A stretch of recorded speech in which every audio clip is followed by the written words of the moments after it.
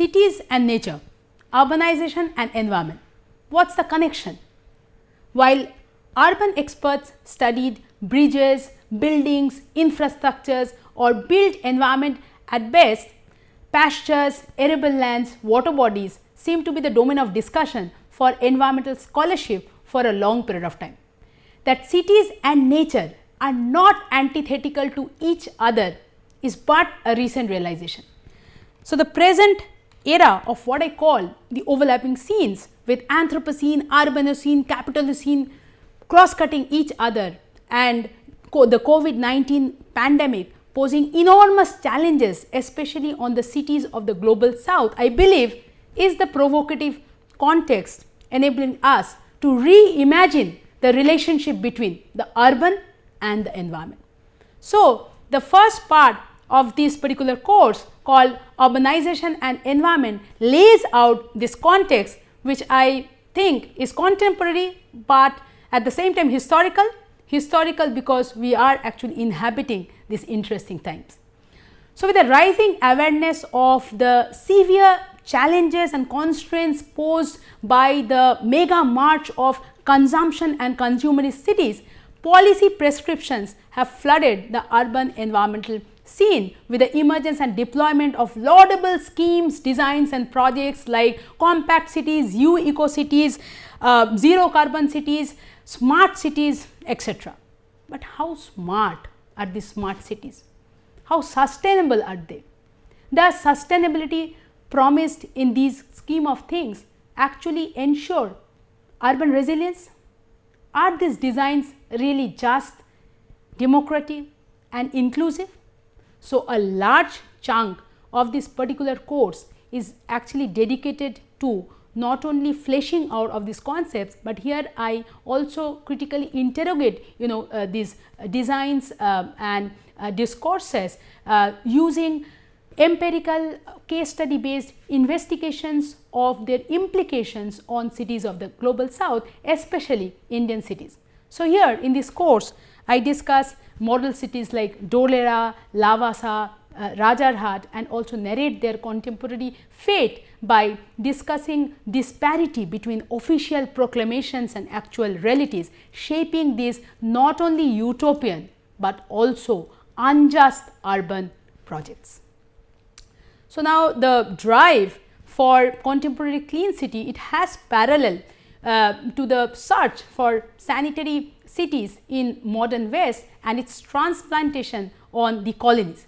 So, urban environmental history with its thrust on urban metabolism not only empowers us to trace the journey of modern cities, more specifically modern western cities infused with modern networked infrastructures, urban utilities. On the other hand, urban political ecology enables us to understand and see power equations and hierarchies imbricated in urban environmental trajectories.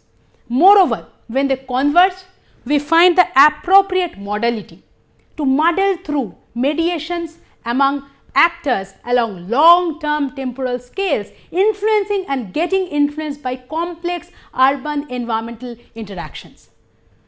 So, in this particular course, I also discuss or make you familiar with a detailed state of the art analysis and use first hand empirical research to bring to the fore interdisciplinary urban social sciences frameworks like urban political ecology, urban environmental history, situated urban political ecology, historical political ecology, and I discuss their significance to capture multi-layered micro urban environmental settings, the multiple locals making way to the global, where the global is not a homogeneous connotation awaiting universal same size fits all kind of solutions, but the global implies heterogeneous inference encapsulating the simultaneous processes of worlding on the one hand and grounding on the other and their possible intersections.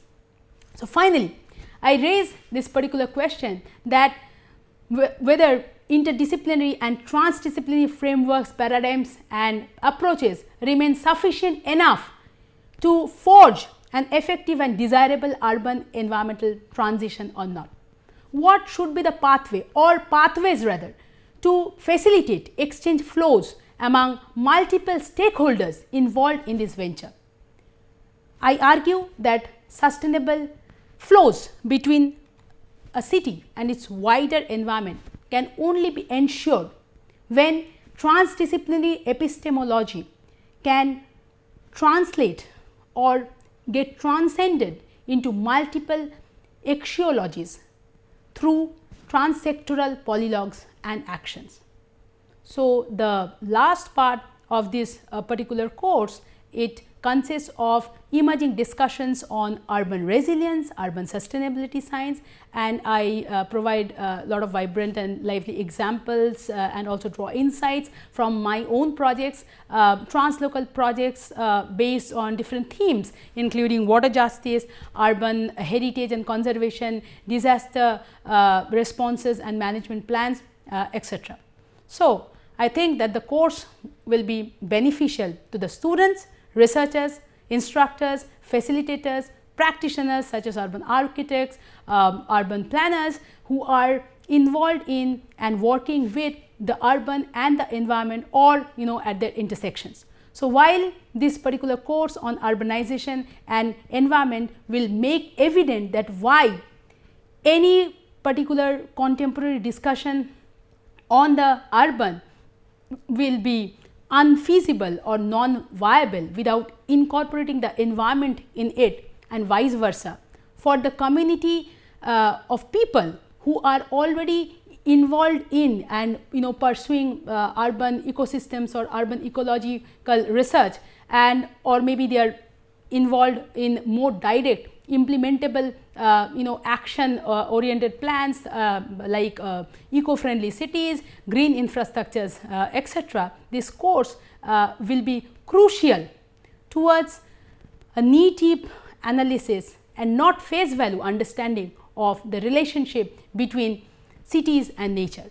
So, how cities and nature make and remake, shape and reshape each other across space and time, and how this reciprocal relationship has far-flung implications on urban environmental conjunctures.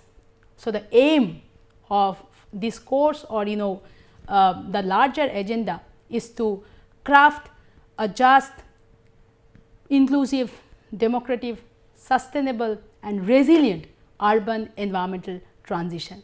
So, this course and its crew members including myself, the TAs and potential participants should actually be dedicated to, motivated to the accomplishment of this conviction induced social and moral agenda. Thank you.